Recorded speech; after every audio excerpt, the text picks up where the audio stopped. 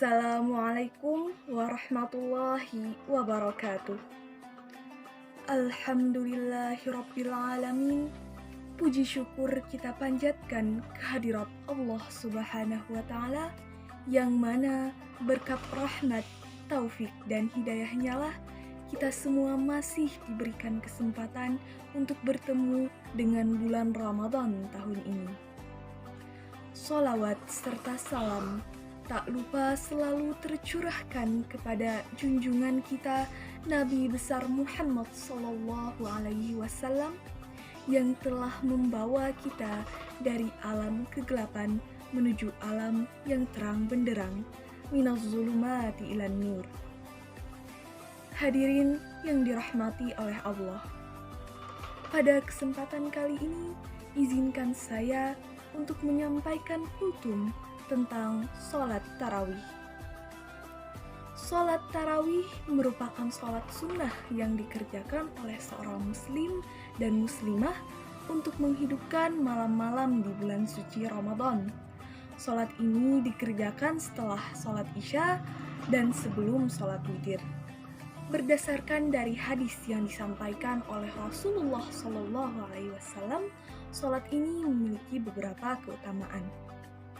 Bismillahirrahmanirrahim. Man qama ramadhana imanan wahtisaban ghufira lahu ma taqaddama min dzambih.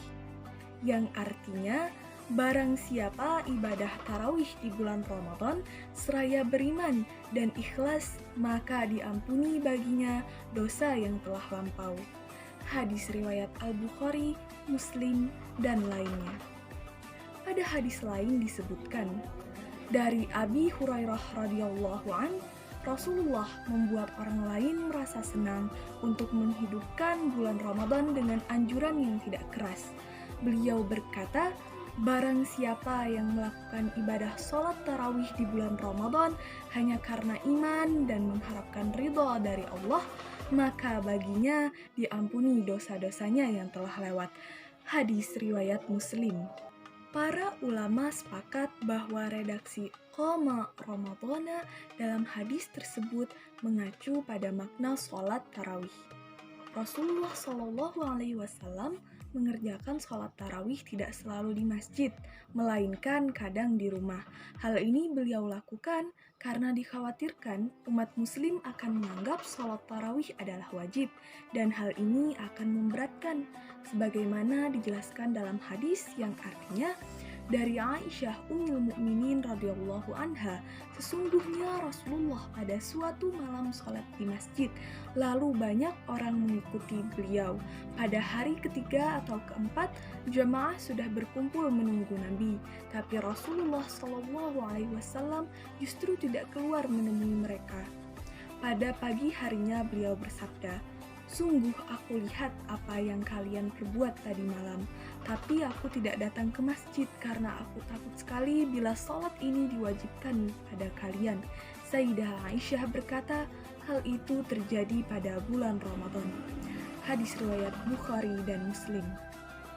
Sebagaimana penjelasan Ibnu Hajar dalam kitab Fathul Bari tentang hadis tersebut, annahu idza wazaba ala syai' min a'malil birr waqtadan nas bihi fihi annahu yufrad alaihim. Sesungguhnya Nabi ketika menekuni suatu amal kebaikan dan diikuti umatnya, maka perkara tersebut telah diwajibkan atas umatnya. Langkah tersebut menunjukkan betapa bijaksana dan sangat sayangnya Nabi kepada umatnya. Pada hadis tersebut dapat ditarik kesimpulan. Yang pertama, Nabi melaksanakan sholat tarawih berjamaah di masjid hanya 2 malam, dan beliau tidak hadir melaksanakan sholat tarawih bersama-sama di masjid karena takut atau khawatir sholat tarawih akan diwajibkan kepada umatnya. Yang kedua, sholat tarawih hukumnya adalah sunnah karena sangat digemari oleh Rasulullah dan beliau mengajak orang-orang untuk mengerjakannya. Yang ketiga, dalam hadis di atas tidak ada penyebutan bilangan rakaat dan ketentuan rakaat salat tarawih secara rinci. Diriwayatkan oleh Imam Muslim dari Aisyah, istri Nabi SAW, Ia berkata, pernah Rasulullah melaksanakan sholat pada waktu antara setelah selesai Isya yang dikenal orang dengan atamah hingga subuh sebanyak 11 rakaat, di mana beliau salam pada tiap-tiap 2 rakaat dan beliau sholat witir 1 rakaat. Hadis riwayat Muslim. Sahabat Rasulullah Umar bin Khattab radhiyallahu anha adalah orang yang pertama kali mengumpulkan para sahabat untuk melaksanakan sholat tarawih secara berjamaah. Jamaah sholat tarawih pada waktu itu dilakukan dengan jumlah 20 rakaat. Sebagaimana keterangan dari Yazid bin Ruman telah berkata, manusia senantiasa melaksanakan sholat pada masa Umar radhiyallahu anhu di bulan Ramadan sebanyak 23 rakaat. 20 rakaat sholat tarawih disambung 3 rakaat witir. Hadis riwayat Malik. Bukti lain dari keterangan tersebut adalah hadis yang diriwayatkan oleh Sa'id bin Yazid, yang artinya dari Sa'id bin Yazid, ia berkata, para sahabat melaksanakan sholat tarawih pada masa Umar radhiyallahu anha di bulan Ramadan sebanyak 20 rakaat. Hadis riwayat Al-Baihaqi, sanadnya disahihkan oleh Imam Nawawi dan lainnya. Dua dalil tersebut cukup menjelaskan bahwa pendapat terkuat soal jumlah rakaat sholat tarawih adalah 20 rakaat. Apa yang diinisiasi Sayyidina Umar bin Khattab tak hanya disetujui tapi juga dipraktikkan para sahabat Nabi yang lain kala itu, termasuk Sayyidah Aisyah, istri baginda Nabi. Hal ini mempertegas ijma' sahabat karena tiada satu orang pun yang mengingkari atau menentang.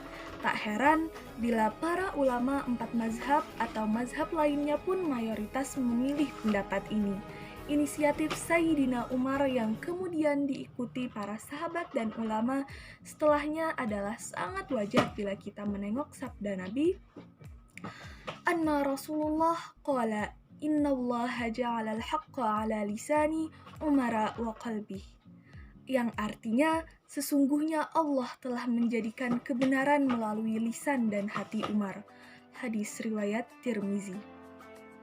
Hadis tersebut menunjukkan kredibilitas Sayyidina Umar yang mendapat stempel langsung dari Rasulullah, sehingga mustahil beliau berbuat penyimpangan apalagi dalam hal ibadah. Penjelasan yang lain adalah dalam hadis yang artinya, dan sesungguhnya Rasulullah SAW bersabda, ikutilah sunnahku dan sunnah khulafaur rasyidin yang mendapatkan petunjuk setelah aku meninggal, maka berpegang teguhlah padanya dengan erat. Hadis riwayat Abu Dawud, Ibnu Majah, dan At-Tirmizi. Semoga kita semuanya dapat meningkatkan seluruh ibadah kita, khususnya pada bulan suci Ramadan ini, dan semoga Allah Subhanahu wa Ta'ala selalu menuntun kita untuk menjadi pribadi yang lebih baik. Hadirin yang dirahmati oleh Allah, demikian kultum kita pada hari ini. Semoga apa yang saya sampaikan tadi dapat diambil manfaat dan hikmahnya, dan semoga kita semua selalu diberikan rahmat oleh Allah Subhanahu wa Ta'ala. Amin, amin, ya Rabbal Alamin. Demikian, terima kasih. Mohon maaf atas segala kesalahan dan kekhilafan. Akhirul kalam, Assalamualaikum warahmatullahi wabarakatuh.